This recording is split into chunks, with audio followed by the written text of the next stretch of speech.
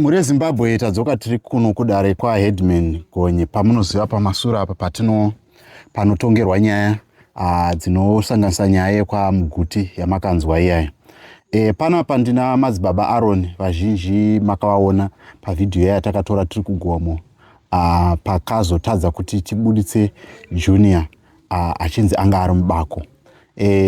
Madzibaba vakasimbisa panyaya yatakanga tichitaura painterview ya vachiti tiri kutarisira kuti tinowana good news pamusoro pemwana. Unfortunately hatina good news nhasi, saka ndoda kuti vangotitsanangurira kuti pane chii chakaitika panyaya iyi kuti mhuri yeZimbabwe izive, nekuti vazhinji vava muri kuti kuva vaiti mwana mupenyu zvakazofamba sei, uyezve vachitironderawo dare iri kuti rakafamba sei, vachitangawo kurinzwa so that mhuri yeZimbabwe munge mune mashoko anokufadzaiwo sezvo muri pakuchema nemhuri yekwaMuguti.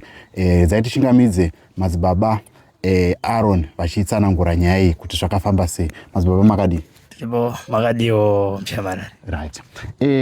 Ruzhinji rweZimbabwe rungade kuziva ndime makanga muri kugomo kuya musoya paiedzwa kuti mwana abuditswe. Mungatsanangurire vateereri kuti zvakazofamba sei kuti izosvika pachidanho chatiri nhasi chekuwanikwa kwemapfupa mubako. Zvakanaka. Mashoko andingava nawo ndekuti ndofunga pakutanga kutsvaga kwedu mwana, chinhu chikuru chakanga chichitsvagwa kumweya mutsvene kwaive kuwanikwa kwemwana. Alright. Noti baba vemwana vakatobvunzwa nemweya kuti kana mukawana ari mapfupa munoada here, vakati ndinoda mapfupa emwana wangu kuti ndimuige.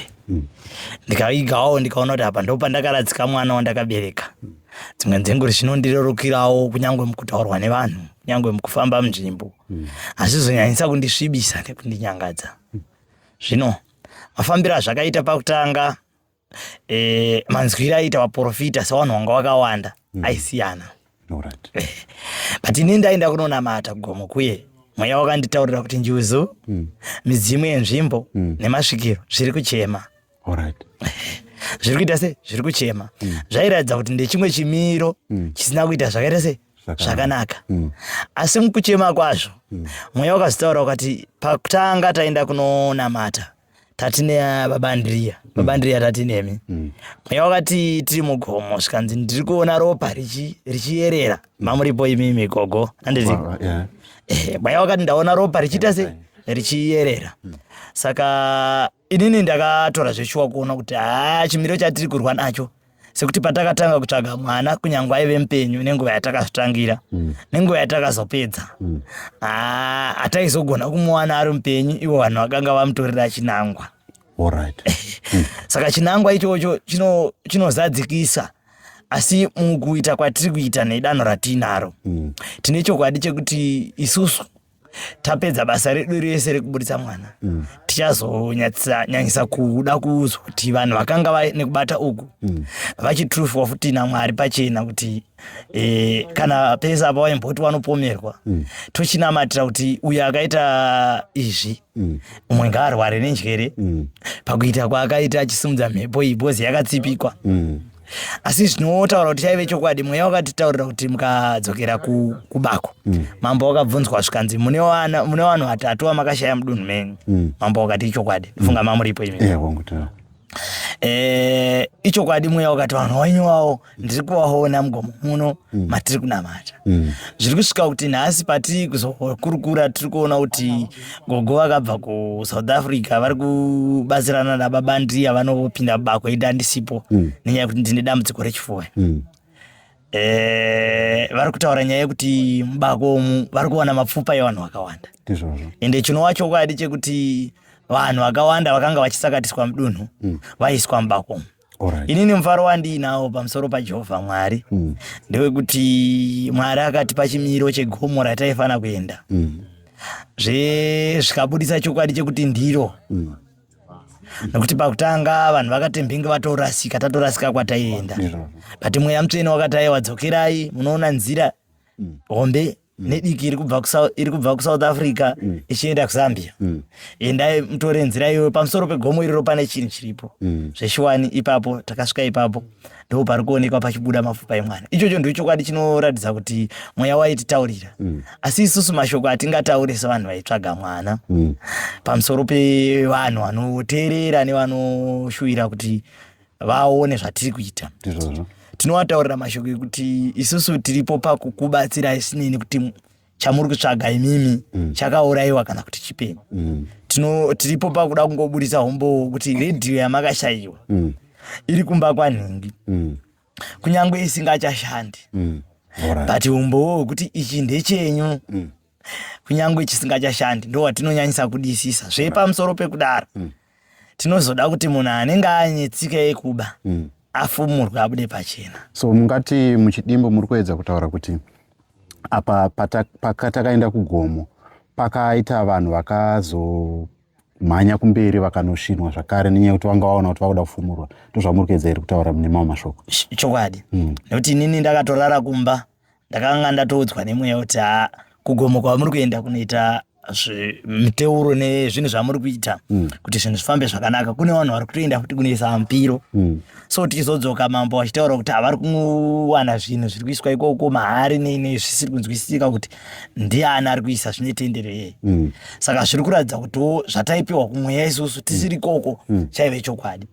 Uyezve mufaro watinawo ndewekuti unoziva kuti kana munhu usingaziye munhu zvawakaita iwewe ndisingakuziye semushamarari, ndopandakutaurira kuti une mudzimai wako wawakamborora mukarambana mukabara mwana uti ichokwadi ti mwana iye hasi wako. Iwe oramba isitositi right mwana iye kuti uzive kuti hasi wako zvichabuda pachena asi hazvipedzi mwedzi mitatu. Izvozvo tinozvifarira tinoti ichokwadi nekuti patakatanga kuti achiprofita taenda pamusha pagogo kunonamata takavataurira kuti kana imimi musina chamakaita imimi kana chiri chokwadi chekuti hamuna chamakaita. Isi chatakukudzai ndechekuti hatisi kuzoita mwedzi inodarika mitatu tisina kuwana Junior. Baba waJunior vakatombobatikana nekuti mweya wakati masvondo matatu mwedzi mitatu. Ipapo ndo pandakamira. Mweya mutsvene wakati ndakamira papi? Ipapo. Zvikanzi pakamira shura. Saka chakafadza ndechekuti mwedzi mitatu isati yapera zvinoratidza kuti vanhu vakawanda vaiurawa vachiiswa mubako. Alright, okay. Zvichitsipikwa zvinoratidza zvaane makore. Chinofadza ndechekuti mudunhu matigere mune vaprofita. But ndoda kuramba ndichisimbisa vaprofita nevamwe vanhu vanosvikirwawo vari munharaunda yatiri. Inini handiende kuchivanhu but ndinoremekedza chivanhu chechishona chakagara chiriko. Ndinongoremekedza kuti nesuwo takaberekwa muchivanhu ndo maberekerwo atakaitwa.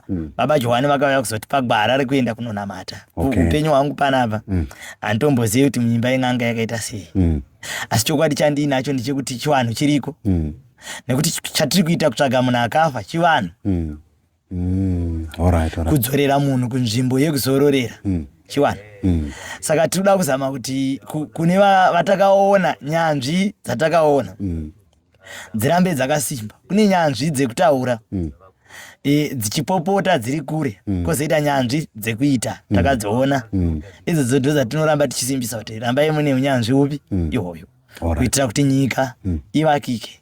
Nekuti nyika yakanzi inovakwa nevene vayo vagari vemunyika ndo vanovaka nyika yavo. Saka isusu sevagari vemunyika tine mashoko ekuti kana nyika ichisviba tinobatsirana nevana vemunyika tichikumbira kuna Mwari musika vanhu kuti munyika makasika murawo muchiti munhu akafa anoigwa nehama dzake oonekwa kwaavigwa, vanhu vozoita inonzi memorial day vachimurangarira.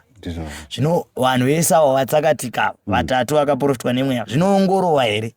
Saka tiri kufara nekuti mapfupa evanhu vese ivavo anoratidza kuti anozovapo pakuonekwa kwemapfupa akawanda akavanzwa. Ende chiri kufadza ndechekuti mapfupa aya matsva. Right, tichipedzisa mashoko ari mukati menyu amuda kuudza mhuri yeZimbabwe pamusoro penyaya Junior zvandinge ndisina kukubvunzai zvamuda kuti mhuri yeZimbabwe izive pamusoro penyaya ndezvipi? Ndoda kungoti mhuri yeZimbabwe izive kuti chiprofita chiriko. Ende chiprofita hakusi kuudzwa nyaya. Chiprofita chinozviratidza, chiprofita chiriko. Nekuti inini chandoda kuti mhuri yeZimbabwe izive kuti chiprofita chiriko ndechematunhu atisingazive isu atisina kumbobvera tasvika kana kuraramirako. Inini I was born kuti ndakaberekwa mudhoneni but mai wangu wakafa ndikararamira mumhondoro. Handina makore anodarika 5 years ndiri mubattlefields. Battlefields mune mubereki arimo handitombozive zvedunhu rino iri. But truth yemweya inonditaurira kuti endai kwakati kunosvika mugomo rakati. Kudzamara tasvika kuti iri ndiro gomo rakaprofitwa. Zvepachibuda hombo zvinoratidza kuti chiprofita chiriko. Zvevanoshopera vanosvikirwa variko. Chandinokurudzira muri yeZimbabwe ndechekuti ngavanyanyise kutarisisa chinhu chakanaka kudarika chinhu chakaipa. Vanhu vari kutuka variko. Ndoda kutaura pamusoro pevanhu vari kutaura vamwe vanoti zvinhu zvavo. Ndoda kuti muri yeZimbabwe vabvunze vanhu vari kutaura kuti ko mabhonzo evanhu akubuda mbako ndeedu isu tichifamba. Inini makumbo angu ndinawo pano nemaoko angu nemuviri wangu. Chekutanga ndakapinda mubako tikabuda nenyanga. Nyanga yaya yakabaya, inini yakatondibaya ndikastroka divi 1. Ndotonzwa kurwadziwa dzimwe dzenguva nerutivi so. Nyanga yaya yanga isina kuita zvakanaka. But vanhu vanotaura vanga vakuti zvinhu izvi zvakarongwa. Hatigoni kukuwara nezvinhu zvakarongwa. Inini chakatonditaza kudzokera kudare rechipiri kutorwara nekuda kwekuti ndainzwa marwadzo ezvimwe zvinhu zvakanga zvaitika bheki kwatanga yakatabva. Baba ndiri andakataura navo ndikati hanyama yangu iri kurwadzikana kunze kwokunge muchitoita zvekunditakura nekuti kufamba handisi kukwanisa. Kubva musi wandakati gumbo rangu rarohwa nestroke neruoko handichakwanisa kufamba long journey. Zvinoratidza kuti chinhu ichi ndo chainzi changa chakapinga nzira dzekuti vanhu vasazive kuti mwana ari kupi. Asi vanhu vanoita zvinhu izvozvo nehama dzavo nevamwewo vanotaura vane zenga vakutora sekuti ndezvedu isusu. Tisu tiri kuvarongera nyaya.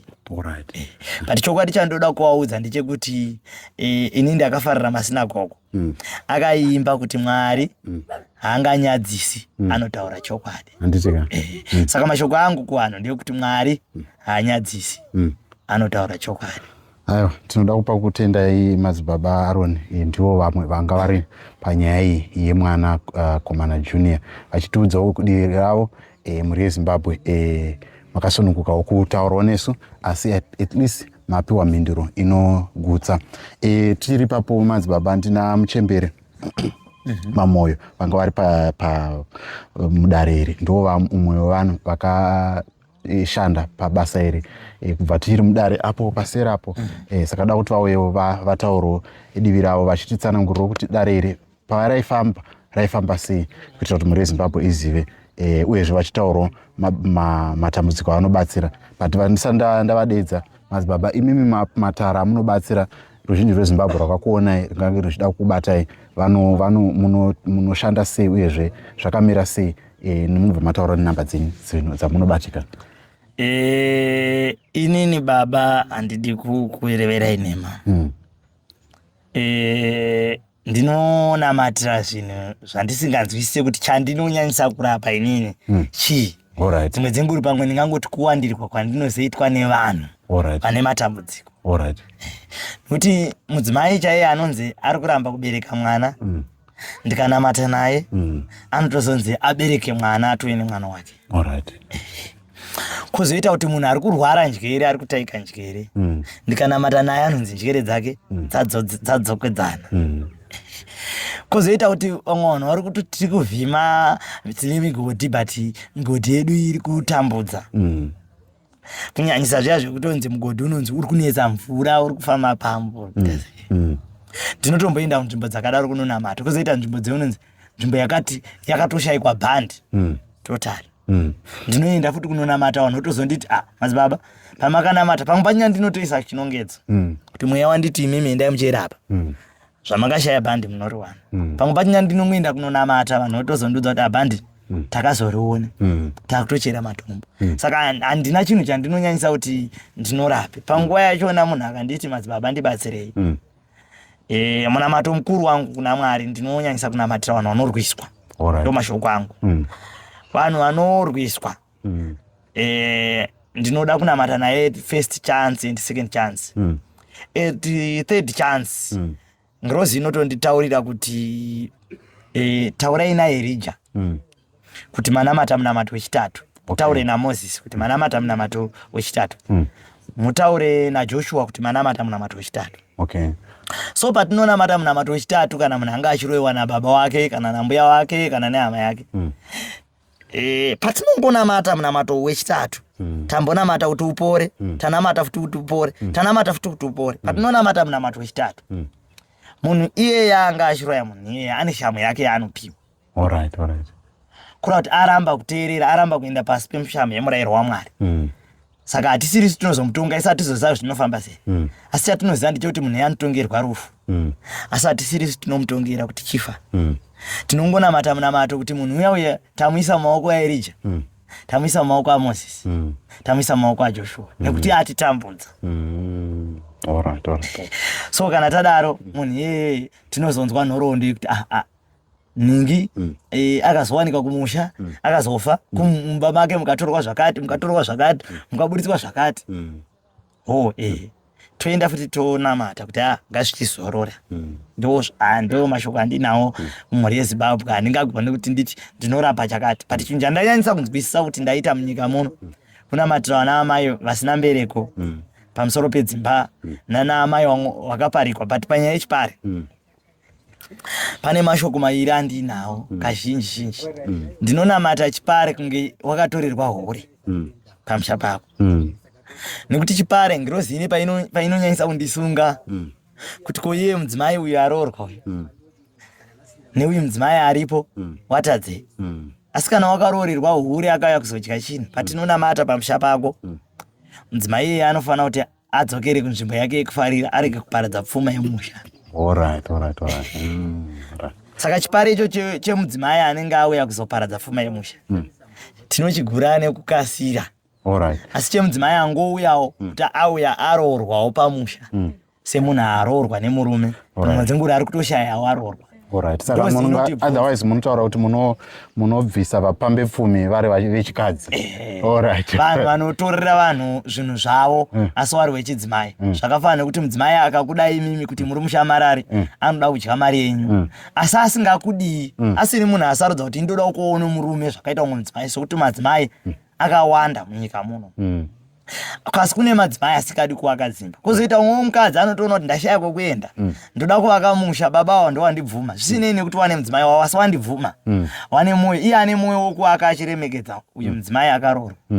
Hatina simba naye. Ngirozi inotibvunza kuti moda kudini. Saka moda kuti iye azodii. Ndopainotidzorera mutemo kuti idoko semadira unozviita. Saka tinonyanyisa kukomekedzwa kuti kana munhu aine mweya woutsinya haana rudo kauya, asi kuda kwake semadiro anozviita. Tine simba rekumubvisa sekunge tisi takamisa. All right. Zvekuti chero tikatoti anetsa nhasi tinogona kutokutaurirai kuti pa5 days munhu anofanira kunge asisiri pamusha ipapo. Namba dzenyu, taurai namba dzenyu vachizvidza.